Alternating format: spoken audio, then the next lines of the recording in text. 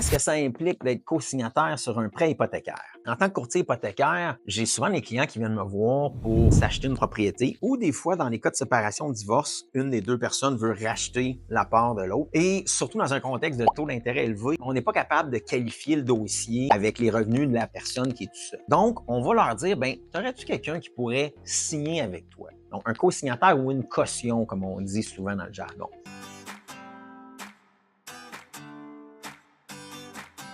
Donc, c'est quoi la différence entre être deux personnes qui achètent une maison ensemble puis les deux qui sont sur l'hypothèque ou une personne qui est la seule à détenir la maison, mais qui a quelqu'un d'autre qui a signé pour lui? On va faire ça souvent, en général, pour un de ses enfants ou peut-être un de ses parents, mais on fait ça en général pour quelqu'un qu'on connaît bien. La définition comme telle, OK? Signer comme caution sur un prêt hypothécaire, ça signifie de s'engager à rembourser la dette en cas de défaut de paiement de l'emprunteur principal sans détenir le droit de propriété sur le bien immobilier.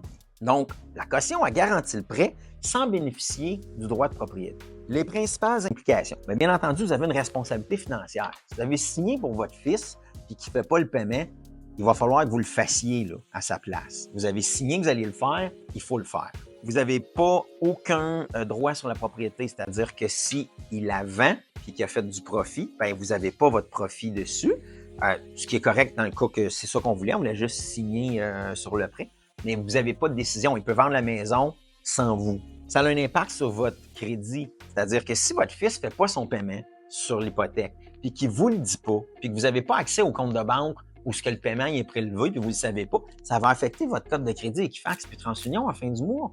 Parce que c'est un paiement manqué. Donc, il faut faire attention à ça puis s'assurer que la personne avec qui on fait ça, elle va vraiment faire les paiements ou qu'on voit le compte dans lequel les paiements sont prélevés puis qu'on peut s'assurer qu'ils vont avoir lieu si on ne veut pas maganer notre crédit. Ça va également affecter son crédit dans la mesure où ça va affecter nos autres demandes de prêt, surtout au niveau hypothécaire. Si vous venez me voir pour votre refinancement à votre maison, moi, quand je vais sortir votre bureau de crédit dans le processus de demande, je vais voir votre hypothèque et je vais voir celle que vous avez signée pour votre fils aussi. Là. Même chose pour des prêts auto que vous auriez signé comme caution pour eux autres. Ils vont affecter vos ratios dans le calcul de la demande. On ne peut pas juste dire « Ah ouais, mais ça compte pas, c'est la maison de mon fils. » Non, ça compte en masse pour le prêteur dans une demande hypothécaire. Bien entendu, il y a des conséquences légales. En cas de non-paiement, la banque elle peut poursuivre la personne caution autant que l'emprunteur principal, puis elle peut même venir de rembourser l'intégralité du solde. Hein. C'est super important de comprendre que quand on co-signe un prêt ou qu'on cautionne un prêt, c'est toujours conjointement et solidairement. C'est-à-dire que s'il y a un prêt de 100 000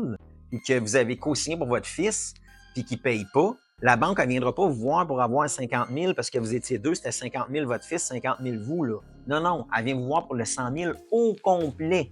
Elle s'en fout qui la paye, elle. Les deux, vous lui devez le total. Donc, un engagement sérieux qui a des implications financières et juridiques qui sont importantes, mais ça a aussi des avantages ou des côtés qui ne sont pas aussi moroses que ce que je viens de vous décrire.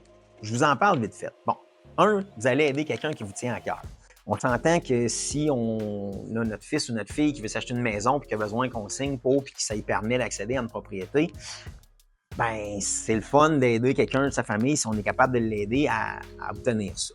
On n'a pas de responsabilité liée à la propriété. Vous n'êtes pas responsable des taxes foncières, ni des taxes, des frais d'entretien. Vous n'avez pas non plus à gérer les aspects juridiques là, en cas de revente ou de succession. Mettons qu'il y a un feu puis que ça brûle le building du voisin.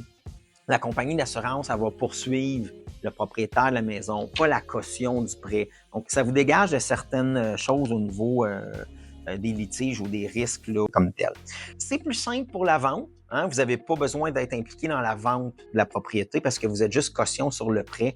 Vous n'avez pas besoin d'aller chez le notaire au moment de la vente. Au moment du prêt, oui, pour être caution, mais pas au moment de la vente ou en cas de succession, ce ne serait pas nécessairement là, votre problème. Il n'y a pas d'impact fiscal au niveau de la vente. Si vous avez signé pour que votre fils ou votre fille s'achète un triplex occupant, quand il va vendre la propriété, le triplex, là, il y a une portion du gain en capital qui va être réalisée sur la vente de la propriété qui va être imposable parce qu'il y avait une portion locative dans l'immeuble.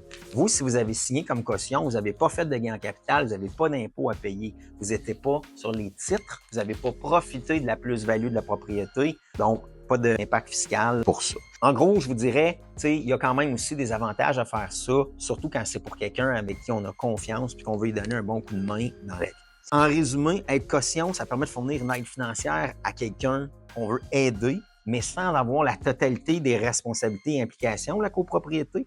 Par contre, il faut vraiment comprendre qu'il y en a des implications. Il faut agir avec prudence avant de prendre cette décision-là, parce qu'il y a des risques financiers qui sont bien réels, surtout si l'emprunteur principal fait défaut. Si vous n'êtes pas certain que ça s'applique à votre situation ou si vous voulez vraiment mieux comprendre quelque chose de spécifique, n'hésitez pas à me contacter, ça va me faire plaisir de regarder votre dossier et de vous aider avec ça.